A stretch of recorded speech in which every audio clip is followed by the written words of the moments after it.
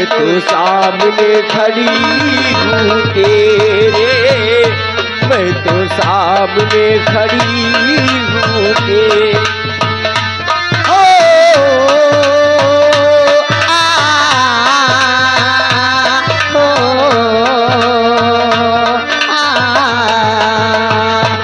किसे ढूंढता है पागल सपेरे, किसे ढूंढता है पागल सपेरे, मैं तो सामने खड़ी हूँ तेरे, मैं तो सामने खड़ी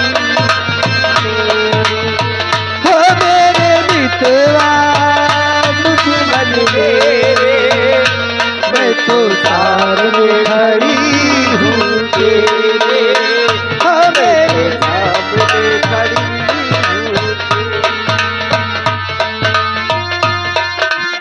हेलो स्टॉप।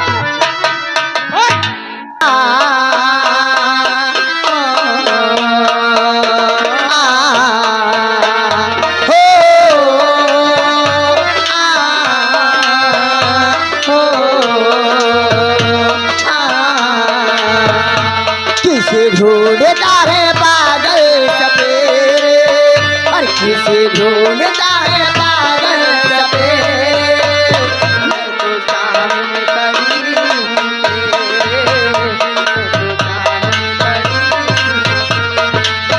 हेलो हेलो, हाँ भैया, रुको। मेरी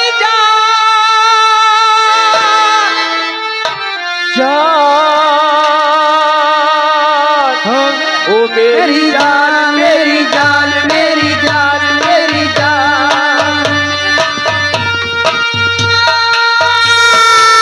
ओ मेरी जान, जान, ओ मेरी जान, ओ मेरी जान, ओ मेरी जान। हेलो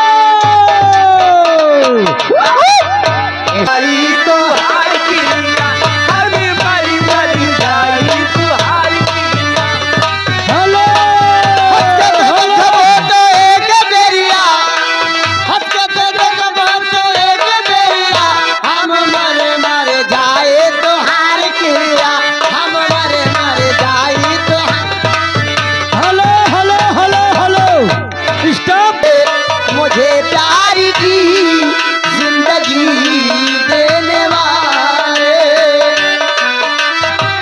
हेलो हेलो हेलो, ये आगे सुनिए।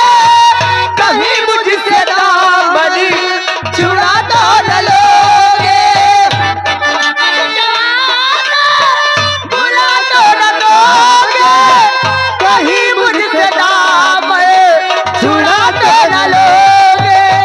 मेरे दिल की दुनिया है, मेरे दिल की दुनिया है तेरे हवाले, मुझे प्यार की जिंदगी देने वाले।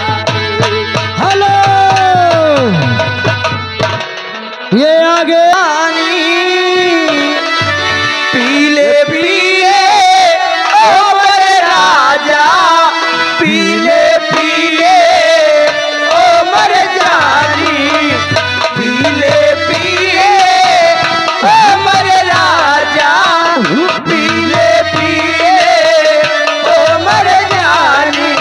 हेलो हेलो ये आगे राम कृपाल भैया, जो कि पूरे पाठक के प्रवाह निवासी है, उनकी तरफ से 20 रुपए का इनाम। ए मैडम जी, तुम्हारा क्या ख्याल है? हाथ में मेहंदी, लेकिन कहना उनके लिए खास तौर से कि हाथ में मेहंदी मांग